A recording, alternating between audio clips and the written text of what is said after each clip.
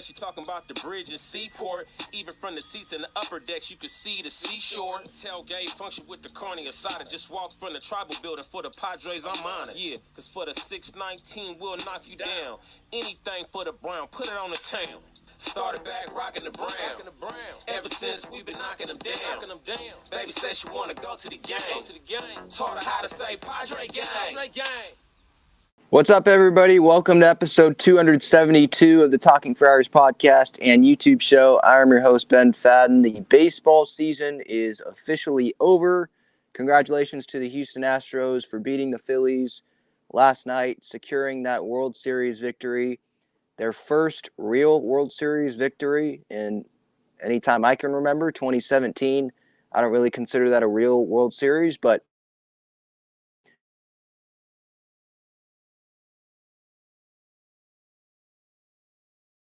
my Wi-Fi. There we go. I'm back, I think. Okay. So the season's over, and now we obviously head right into the postseason, or right into off-season talk. And that's the great thing about what happened last year with the lockout and stuff. That was not great. But now, because the season was pushed back, we got the GM meetings this week. They are starting in Las Vegas. So we are going straight to the off-season. There's going to be Hot Stove on MLB Network. Love that show. It's straight to off-season. Like, while the Padres were eliminated, I've been talking about season reviews and trying to look back on this season, and I'm going to continue doing that today. Today is the last day of the player reviews. So if you didn't like them, you're probably like, all right, thank God, Ben, thank you. If you did like them, I appreciate that you liked them. I've gone through every player, or at the end of this episode, I will have gone through every Padres player that was on the postseason roster and just talking about their seasons. And then we're going to head into off-season talk. I'll try to have some guests on and just talking about free agents and who's available, what are the Padres' needs, what maybe my dream off-season would look like. We've got a lot of stuff that we can talk about. So I'm happy that the season is over. We can just look towards next year, towards 2023 now, because the World Series, for me, it was kind of tough to watch, if I'm being honest. I mean, you're sitting there and it's like, man, this could have been us. We could have been here. Maybe we would have given the Astros a better fight, but can't think about that now. Offseason is in full effect now. Well, not in full effect, but it is starting now. According to Mark Feinsand, the Padres have exclusive negotiating rights with Josh Bell, Mike Clevenger, Brandon Drury, Pierce Johnson, Sean Manaea, Craig Stammen, eventually Myers, Profar, Suarez, Martinez. They have exclusive negotiating rights with them to try to bring them back before they hit real free agency. They have that through Thursday at 2 p.m. Pacific time. That is when all of these free agents, they become real free agents. Like, the Dodgers can negotiate with them. The Mets can, the Yankees, any team in baseball can go negotiate with Robert Suarez or Nick Martinez and say, hey, we'll give you a starter role to Nick Martinez here, 4 or 5 years, $40 million or whatever they want to do. Thursday at 2 p.m., that's when that starts. So if the Padres want to bring back Nick Martinez, first they got to have Nick Martinez decide on if he's going to take the player option or not. He's probably not going to. I 100% expect him to decline the player option. And then they have till Thursday at 2 p.m. to negotiate with him. Same thing with Profar and Suarez. I would expect the Padres, maybe even today, to decline Will Myers' club option. Like, there's no point in even delaying that. Like, dude, we're not taking that, and you're a free agent now. But yeah, so exclusive negotiating rights right now for Josh Bell, Clevenger, Drury, Johnson, Manaea, and Stammen, because those guys are real free agents. They don't have any options that have to be decided right now. Martinez, Suarez, Profar, and Myers, they do have options that have to be decided. I think that has to be within the next 5 days as well. So there's a lot to talk about. The next 5 days, it's probably going to be focused on Profar, Suarez, Martinez, and just tracking about if those player options happen or not, if they go into them, if they decline them. And then real free agency starts Thursday at 2 p.m. where the Padres can start to go negotiate with other guys. Kodai Senga, anyone you want to name. That's a free agent. I know Judge and DeGrom, they're not fits, but they can go negotiate with anyone starting Thursday at 2 p.m. Pacific time. Mark Feinsand put that tweet out today. So that's that. Just looking at the chat here. Christopher says, I swear I'm already ready for the new season to start. Need to experience that same fan and city energy we saw in the playoffs for us. Yeah, I agree. Kirsten says players can sign November 10th.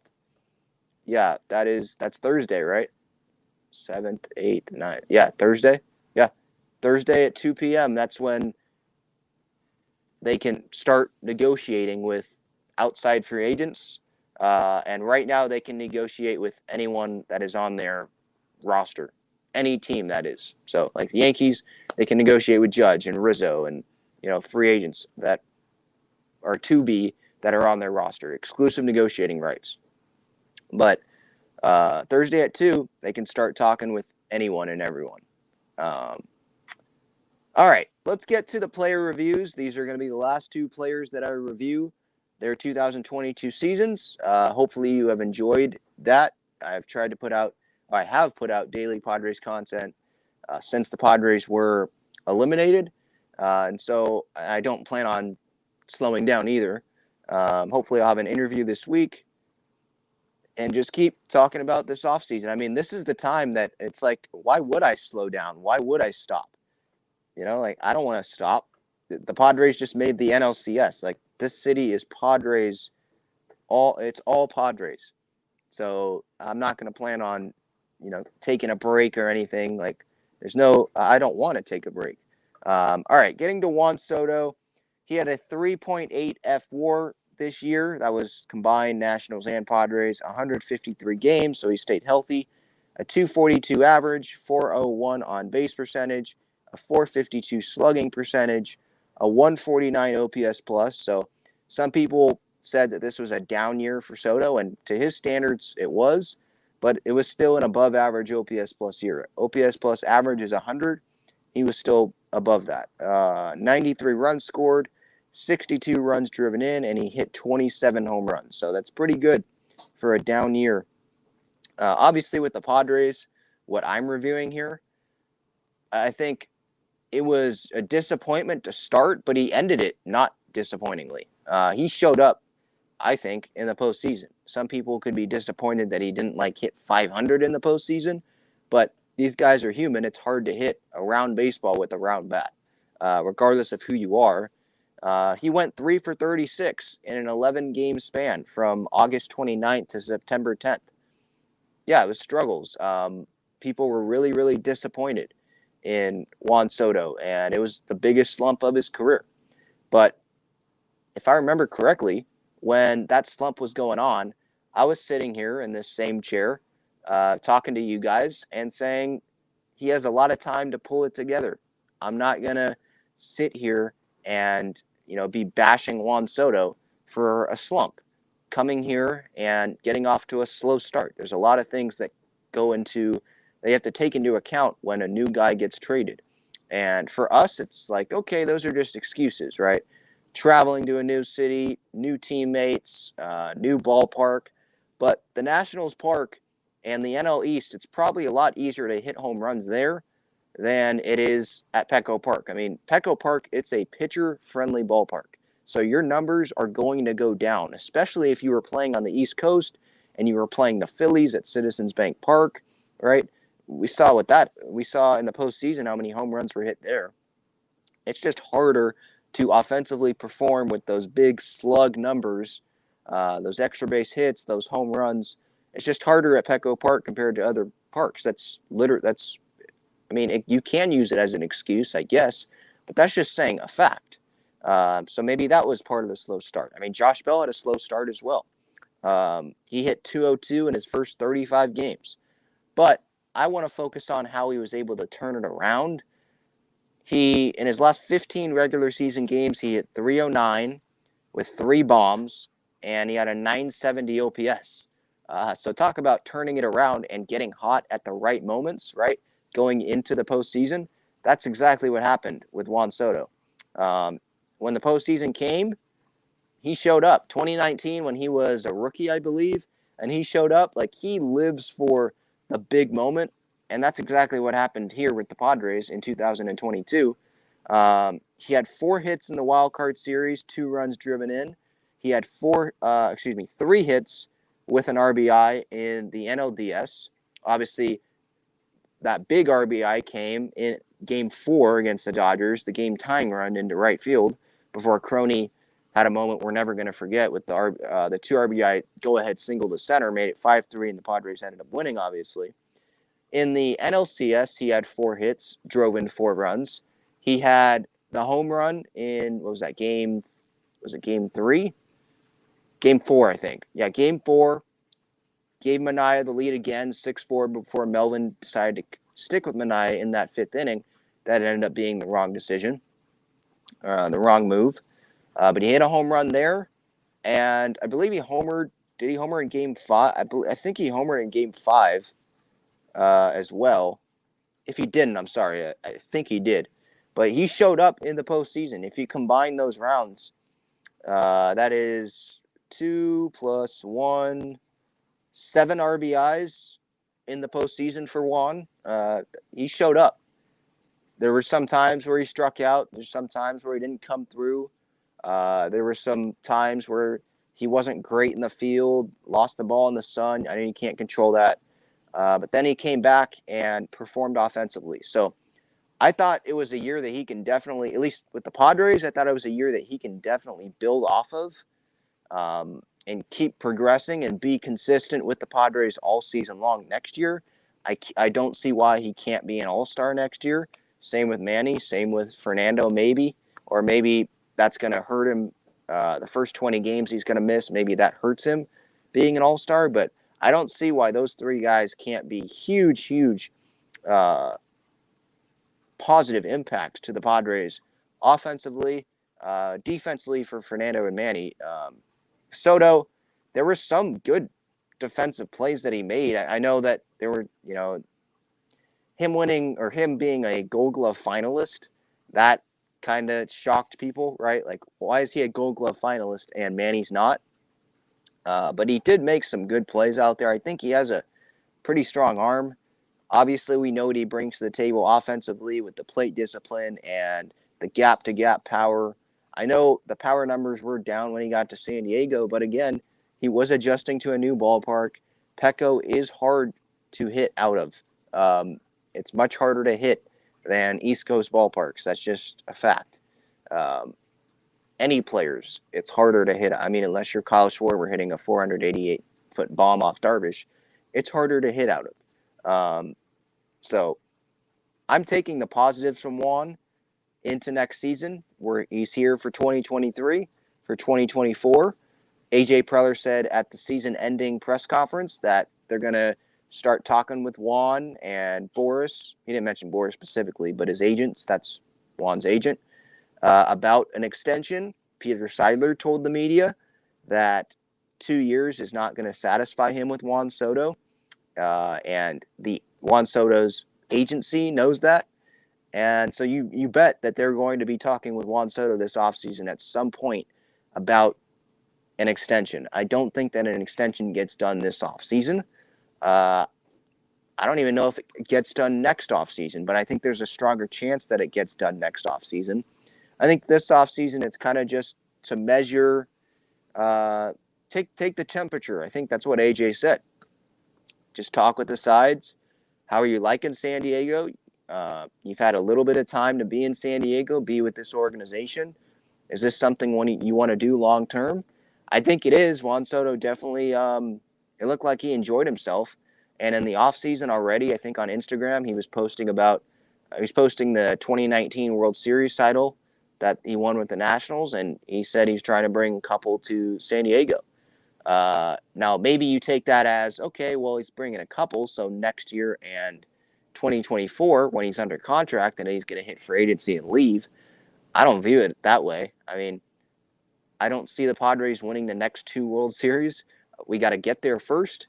I think they have a strong chance to win one of the next 2. They have a lot of their core pieces coming back, right?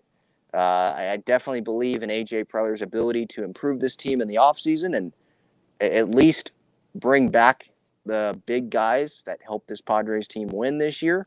And you're getting Fernando back anyway, so that makes it makes you better already, right? Bringing in a top 10 player in the game, top 5 when he's healthy and at his best, probably.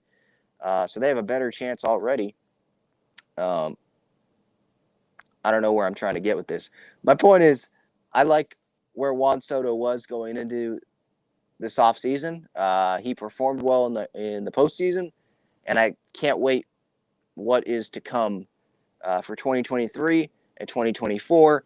I do think that they get an extension done at some point. I think Seidler, he's going to remember that quote that he told the media. I kind of like spending money. You can't take it with you. You can't take that $500 million with you to the grave. Let's give it to Soto, one of the best players on the planet. And luxury tax be damned. He'll pay it. If the Padres win, do you know how much money they got at Petco Park this year with the postseason stuff? I mean, hundreds of millions of dollars that they got, and they didn't make it to the World Series. They hosted 2 NLCS games. They didn't even host 6 and 7, you know? So he got money coming in this year. He can spend some money going out, and he's willing to. We're not talking about the Pirates owner or anything like that. Like, this is a guy that wants to win. He's truly a fan of this team. And so I do think they're going to get an extension done. I just don't think they're going to get one done this offseason. Moving to Trent Grisham, I want to try to take the positives from Grish because of what he did in the postseason. Hit 500 in the wild card series, hit 308 in the division series. Obviously had the big home run against Scherzer in Game 1 of the wild card series. Then he homered off of DeGrom in Game 2. Then in Game 3, he made that great catch in right center when Mark Canha hit that ball off of Musgrove, totally silenced the New York crowd before they started chanting cheater at a guy that wasn't cheating. Just clowns over there. And he came through with an RBI single, I believe, in Game 3 as well. And then in the division series, he comes through with the big go-ahead home run in Game 3 before Padres take it all in Game 4, obviously, to move on to the LCS. Absolutely huge for the Padres. He was Mr. October for the Padres. He was arguably the MVP of the Padres postseason. You could look at Crony with the division series that he had. You could look at Robert Suarez. You could look at, I don't know, maybe the rotation as a whole. Josh Hader was amazing, ended his postseason with 8 straight strikeouts. I know he didn't pitch in Philly, which was disappointing to me and to other fans. But he was great. But Trent, I mean, playing every day, he was playing really good in center field for the most part. There was one play really where it was like, I think it clanked off his glove. He was trying to dive for a ball, clanked off his glove, a ball he should have had. I think it was at Dodger Stadium. But he played really, really great all around. And I want to take that positive into 2023 and hope that he can produce offensively consistently like he did in the postseason in the first 2 rounds. In the LCS, yeah, he didn't get a hit, right? And he bunted there in his last at-bat, and some fans weren't happy about that. I was fine with it because if he got that down, got it to first base like he was trying to do, we would have thought he was a genius. And he's the best bunter on the team. You go 0 in the LCS, you're trying to get on base or at least advance the runners, and that's what he did. He advanced the runners, and Nola got out, right? I was fine. Now, obviously, going 0 in the LCS, there's going to be those doubters that are like, well, there he is, the real Trent Grisham, just like he was in the regular season, how he hit 184. He was playing pretty much every day, and he had an 83 OPS plus, which is well below league average. That's the real Trent. You got to get rid of him. It's time. You got to give up on him. I don't think that's the smart thing to do. Like, it's not like Trent went 0 for the postseason. He showed up big time in those first 2 rounds against some elite pitchers, by the way. He wasn't facing Nabil Crismatt or Craig Stammen, right? He homered off of DeGrom and Scherzer. He was facing the Dodgers pitching staff. Like, This guy showed up in those big moments to get his team to the LCS, right? So he showed he can do it, and now we need him to do it consistently. I liked his approach, being aggressive in the NL Wildcard Series and the Division Series. That's what I definitely took away from his approach in those 2 rounds. I want to see him be aggressive and stop taking strike threes in the regular season. Those strikeouts obviously need to be down. The whiff rate, which was poor according to Baseball Savant, needs to be down. It just cannot be striking out that much, obviously. And I don't expect him to strike out that much in 2023. People that want to give up on Trent Grisham, I just don't agree with that. You want Fernando to play center field, and you want Grisham to be on the bench? Okay, well, now you have a guy who hasn't played baseball in more than a year, playing a position that he hasn't played in more than a year. And it's not a guarantee that he's going to shine out there in center field. And now you're putting a great Gold Glove center fielder on the bench. And what if you don't have Profar? Now you have to find a left fielder. And that left fielder is probably not as good defensively as Profar was this year. I'm not going to give up on Trent. If he struggles, if the Padres, this is what I want to have happen. If the Padres give him a chance, that's what I want, and he struggles, okay, then maybe we can have that conversation. But I want Trent to be the starting center fielder next year. If they don't bring back Profar, I'm intrigued by April 20th. Maybe he's at short then, but having Grish in center, having Soto in left, having Tatis in right. But I want that great defense in center, and the power potential that Grisham has, as he showed in the postseason, it's still going to be there in 2023. Remember, this is the guy, when the Padres clinched a playoff spot this year at Petco against the White Sox, when the Brewers lost to the Marlins there, he didn't really celebrate with the team because he knew that he didn't play a big part with the Padres in getting them there. So he's pissed off about his regular season. So he's going to work his butt off to get back and be more consistent at the plate. I'm just not going to give up on him. Maybe I'm an idiot for that, but I think I'm an idiot. I'll be an idiot if he struggles next year, and then I'm like, no, I still want to ride with him as a center fielder. Maybe the roster might make them ride with him as a center fielder, but I'm in the boat of, I saw what he did in the postseason. The power potential's there. He just won another Gold Glove. I'm not going to give up on that talent. It's not like he's a free agent. You have to overpay to bring him back. He's under contract. It's not a lot of money. I'm sticking with him. If he struggles after giving him another chance, okay, then you can make a change, depending on what the roster looks like. But especially when Fernando's not even going to be available to start the season, and he can't be an outfield option to start the season, Grisham's starting in center field, whether you like it or not. But yeah, he definitely faced some struggle this year. I mean, his average exit velocity, 38th percentile, poor. Hard hit percentage, 25th percentile, poor. K rate, 11th percentile, really, really bad, poor. Whiff rate, 39th percentile, poor. All of those according to Baseball Savant, regular season, not good. I totally understand that. The guy hit 184. You hit 184, I know average isn't everything, but you hit 184, that's not good.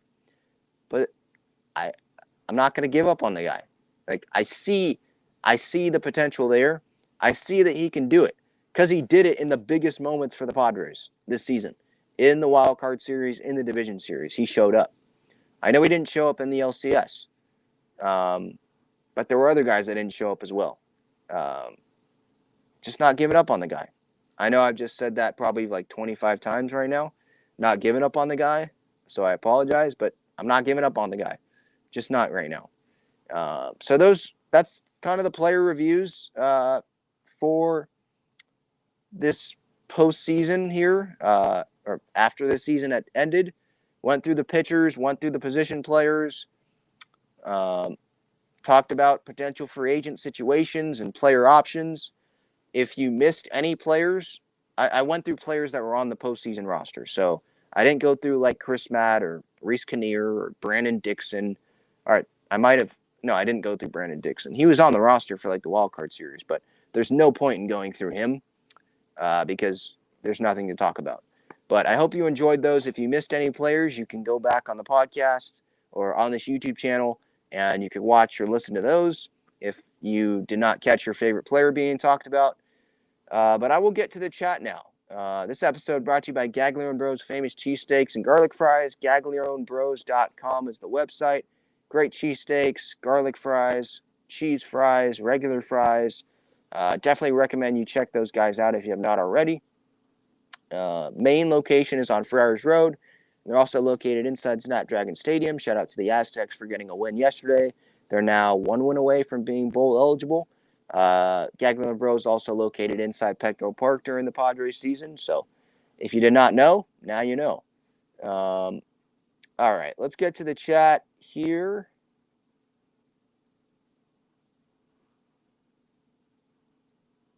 David says, let's see how Soto does in a full season here. Yeah, I agree. I think that he's going to do better. He's going to be acclimated. He knows the clubhouse. He knows the organization. He'll be more familiar with these NL West pitchers. And it's more of a balanced schedule, too, next year. And remember, there's not going to be the shift next year. That's going to help. There were a lot of times where he hit a bullet, and he hit it to right field. There was a single to right, and the second baseman was standing there. That's gone. So, yeah, I definitely expect a better year, at least a better year for Soto in a Padre uniform next year.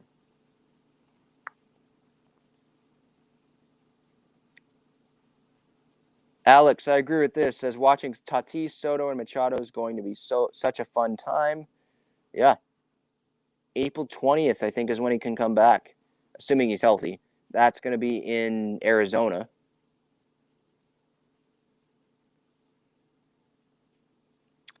Ivory says Trent was due for one of those stretches. He came into the playoffs 0 for 26, just got hot at the right time, thank God. But do you want to count on that every year? They got rid of pitching and brought in the DH for one reason, because they got sick of Mendoza lines and sack bunts. Okay, he said a lot there. He didn't go into the playoffs 0 for 26. Is that what he did in the NLCS, maybe? He didn't go into the playoffs 0 for 26. Remember, he got hits in that Giant series to end the regular season. But yeah, you're right. He did get hot at the right time. Yeah, wild card, division series. But look at the Phillies. They got hot at the right time. They won fewer games than the Padres did in the regular season, and they went to the World Series. Now, they got shut out pretty much offensively. I mean, Schwarber showed up, but the last, 3 games of the season, or the World Series, they didn't do much offensively. They weren't hot then. The Astros shut them down. Trent got hot, but we know he can do that. It's just the strikeouts were maddening this past season. I don't think he's going to strike out that much in 2023. Christopher says, I think the thing with Grish is we got a glimpse in 2020 of what he could be. He has all the tools in the world, but has yet to put it all together for a long period of time. Yeah, I agree. 2020, he put together a good season. He was hitting leadoff a lot. He had the swag, right? The swag factor was there, swagger. Won the Gold Glove. Won the Gold Glove this year. There were times where he got hot. There were some positive moments in the regular season offensively. But yeah, he just didn't do it for a long period of time in the regular season. But he did in the postseason against some elite pitching. He can do that in the regular season.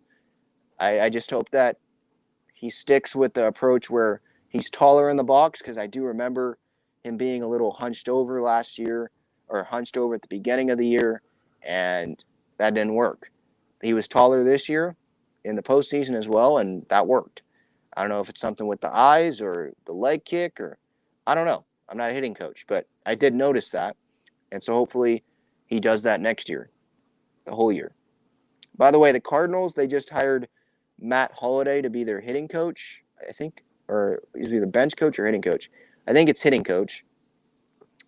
Skip Schumacher was hired for the Marlins as the manager. So they got to fill. Pitching coach is gone. Greg Maddux is gone for them. I know this isn't a Cardinal show, but that just showed up, and that's MLB news. And so their pitching coach is gone, bench coach. They've hired their hitting coach now. So they got to fill some spots there for Ollie Marmol. Yadi Molina's gone, so they need a catcher. Maybe the Padres make a trade there. Alfaro goes there. I don't know. Campy, I don't know. But maybe they make a trade there. The Pujols is retired, so they also need something there. They got spots to fill.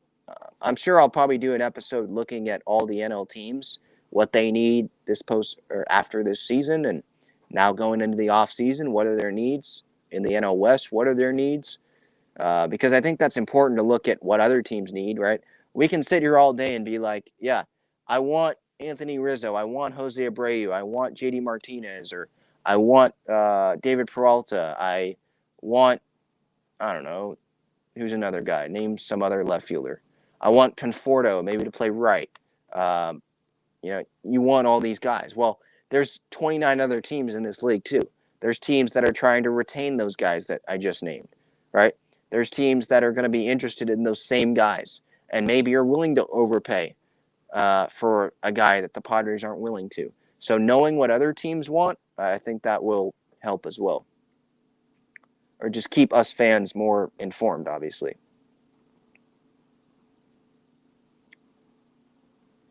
Kirsten says Andrew Benintendi won't be bad in left field.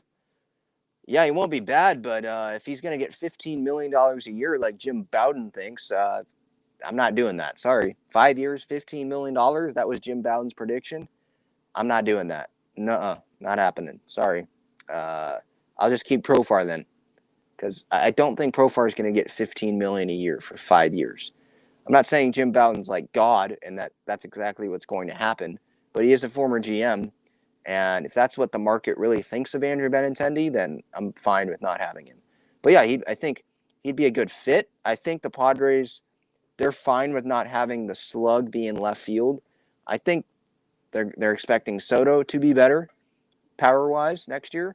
I think they're expecting Grisham to be better next year offensively, and they're going to get power at first base. They're going to get power at DH, and they're going to get power when they get someone off the bench, a bench guy. I think that's what they're hoping for. And they're getting Tatis back, who hit 40-plus home runs in 2021. Like, there's some power as well. I think they like Andrew Benintendi, and so fans that are like, no, we need more power there. I agree, but I don't think it's the end of the world if they don't bring in like a power bat to play left field. If he's solid defensively, he gets on base, like that's what I want. Like I'm fine bringing back Profar, just not $15 million a year. You know, I'm not going to overpay for him. Irie asks, so if we don't put Fernando in center field and you want Trent to play, then bench Kim. I think he's too valuable to bench. You either play him or trade him when it comes to Kim.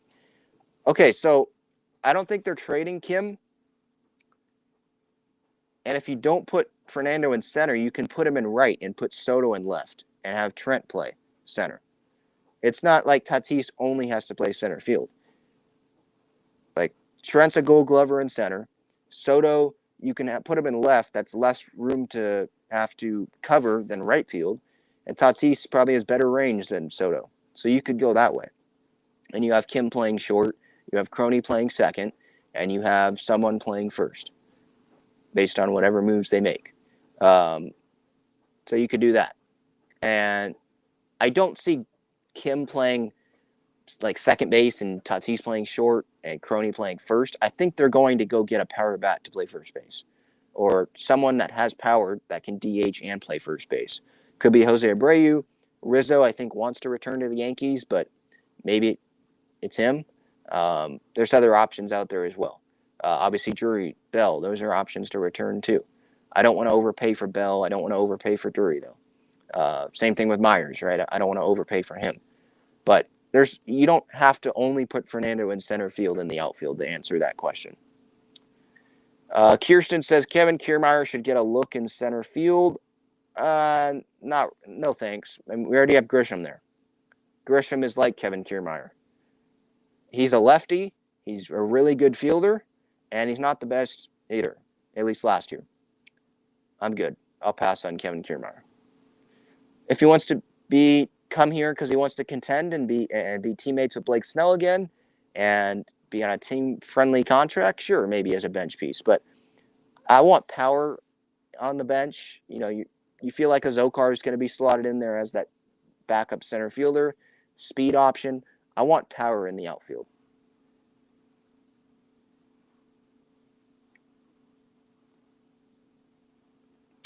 Kirsten sees Grisham in a trade package.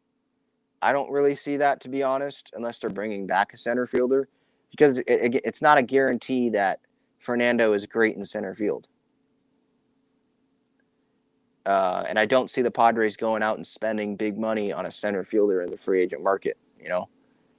Maybe Grisham gets you a big reliever, or he gets you a starting pitcher cheap, but like a 4 or 5 starter, which the Padres need. But I don't see Grisham going anywhere. No. I see one of the catchers, maybe Alfaro, being traded for something. If they want Campy to be on the big league team permanently and back up Nola, maybe get some more playing time. But that's kind of the real position player I see that might get traded or could get traded, to be honest.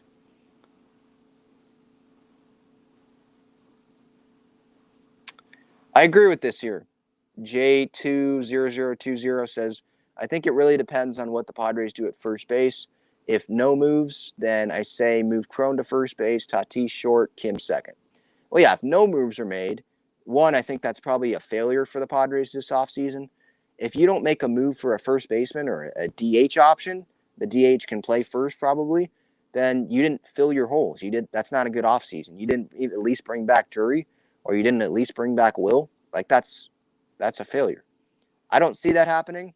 I don't see the best second baseman on the roster being moved to first, especially with the shift next year. Like, second base, he's going to be very valuable at second base, Crony. I don't see him being moved to first. But if that does happen, yeah, then Kim's at second and Tatis is at short. That's starting April 20th. That's the obvious alignment there, yeah. I'm not moving Tatis to first base like someone wrote an article. I don't know if you guys saw that. Someone wrote an article on why Tatis should play first base. Like, some of the points made sense, but putting your most athletic guy at first base, no thank you. He's not a first baseman. He's never played first base. That's even dumber than putting Fernando. I'm not saying putting him in the outfield's dumb, but if he wants to play shortstop, right? I assume he wants to play shortstop. Okay, so maybe he's okay with moving to the outfield because Kim, he's at short. All right. Putting him at first base, that's not even something that we're thinking about. Like, he's never played first base before. At least he's played the outfield before. Moving him to first base just sounds idiotic. Like, you could say, well, he's your power there at 40-plus home runs. There's your power first base. No. You can have a power outfielder and have Kim at short if you want Kim at short and Crony at second, and then bring in more power at first base. It's easier to find power at first base than it is in the outfield.